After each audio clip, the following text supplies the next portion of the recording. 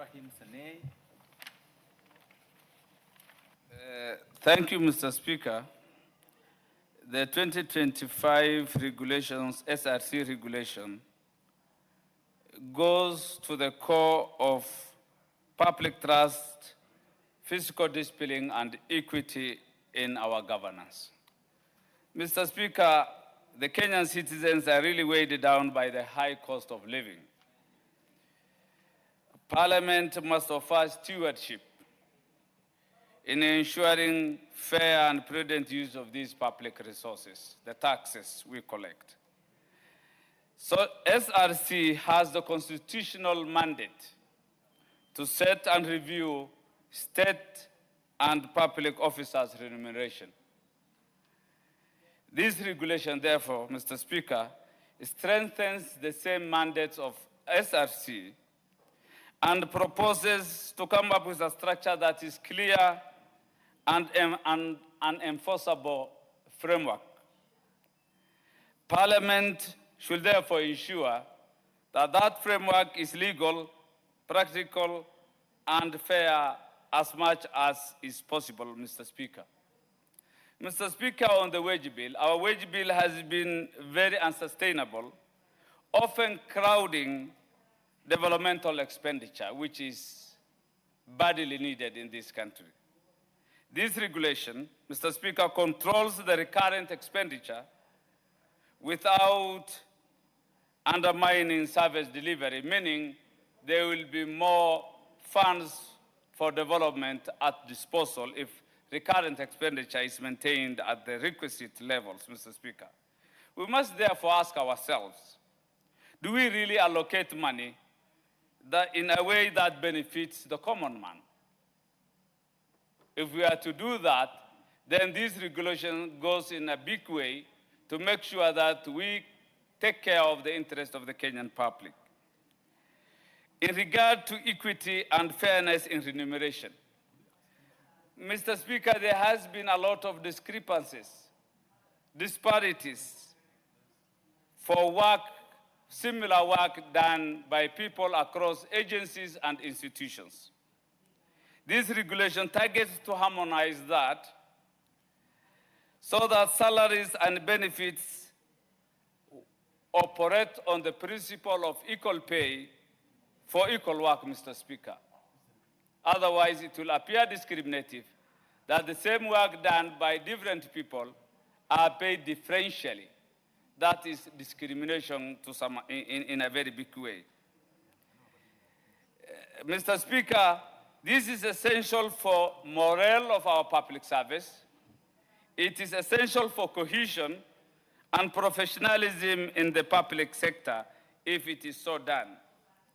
Further, Mr. Speaker, allowances and hidden benefits have always been a problem to create disparities in remuneration and salaries. This has always circumvented salary controls, leading to inflated compensation packages. Mr. Speaker, these regulations rightfully propose that there are clear ways and caps on allowances. They will not be as haphazard as they were. This will enhance transparency and eliminate abuse of public funds in the long term, Mr. Speaker. On performance-based remuneration, Mr. Speaker, this is a welcome move that is being espoused in this regulation.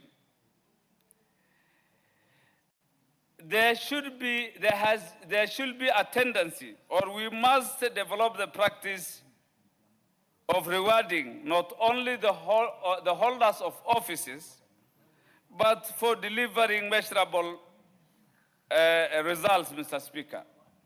Quite often, we pay office holders without regard to outputs, the work they do. What do they do for citizens? Are they of impact to the society? That should be at the center of remuneration, not just titles and offices they hold, Mr. Speaker. This will ensure performance evaluation.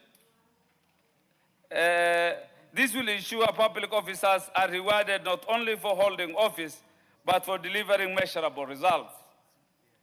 Ensuring performance evaluation systems and objective, transparent, and free from manipulation. It will be about professionalism, competence, and work output, Mr. Speaker.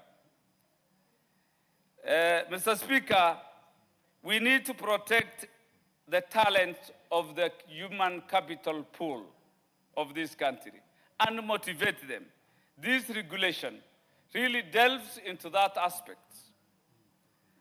While physical discipline is a critical thing in this country, we must avoid a system that demotivates and drives away skilled workers in this country. Competitive and fair compensation is necessary to attract and retain talent in public service and service delivery consequently. A balance must be struck, Mr. Speaker, between the cost control and workforce motivation if we are to have a good working force for this nation. The implementation on challenges of transition is a key concern, Mr. Speaker. Some people will be affected if these regulations will be implemented. Some salaries or some remunerations may be brought downward, so there will be issues with the transition, especially where benefits are reduced. Institutions need clear guidelines and capacity support to implement the challenges, such challenges as they occur effectively, Mr. Speaker. A phased-out implementation strategy will come in handy, Mr. Speaker. Public participation and transparency is something of importance, Mr. Speaker, to this regulation. This is a very important, significant regulation that attempts to handle remuneration and salaries holistically in this country. And to that extent, public participation and how that shall be done transparently should be given what it deserves. Regulations affecting all taxpayers and public servants needs a robust public participation, Mr. Speaker. And that is essential component or an essential requirement in our Constitution. Mr. Speaker, there is need to introduce safeguards, clear safeguards to prevent manipulation of performance metrics. If salaries and remunerations are to be pegged on performance, then the performance metrics must be safeguarded carefully, jealously, to make sure, and in doing so, we need regular reviews aligned to inflation and economic conditions of the time. And we also need to come up with oversight mechanisms for compliance, real compliance, Mr. Speaker.